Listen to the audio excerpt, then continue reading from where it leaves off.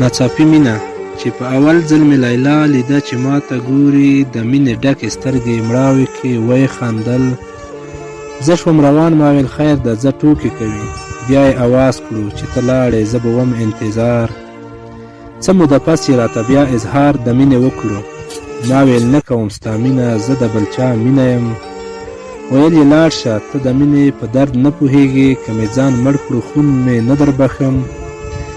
سبا لیلا وه هسپتال کې د مرګي په حالت. سبا لیلا وه هسپتال کې د مرګي په حالت چې مې پوښتنه ترېنه وکړه لیلا څنګه یې اوس؟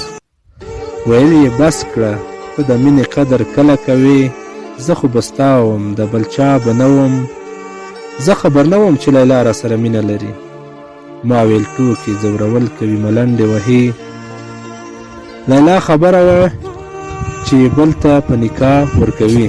لیلا خبره وه چې بل ته په نکاح ورکوي. لیلا خوړلې وې ګولۍ، تر هسپتال یې یوړه. چې مې همدرد زړګی خبر شو په حالت د لیلا. زړګي ویل نجیب خو غرق شو ناڅاپي مینه کې. دا ناڅاپي مینه هم راغله تر زړګي مې تاو شوه. دا ناڅاپي مینه هم راغله تر زړګي مې تاو شوه. ترمنځ مو ډېر وختونه تیر شول د یو بل په تمه. هغه ویل چې لوی اختر ته به راځي او کنه. هغه ویل چې لوی اختر ته به راځي او کنه. ما ستا لپاره لوی اختر ته سرې جامې کړي دي. ما ویل نه درځم اختر ته، خطرې ډېرې دي. ما ویل نه درځم اختر ته، خطرې ډېرې دي. د هلمند نه تر کابله اوس جګړې ډېرې دي. هغه ویل که ته رانغلې دغه لوی اختر ته، زه به مې سرو جامو ته اور ورکړم. هغه ویل که ته رانغلې دغه لوی اختر ته، زه به مې سرو جامو ته اور ورکړم. ما ویل خیر ده، جامې وساته یو بل اختر ته، که مرګی نه و او یو ځای شو دا به لوی اختر وي. لیلا ویل کور مې خبر دی چې زه مینه یم په تا. سبا ته راشه چې مې بل ته په نکاح ورنه کړي.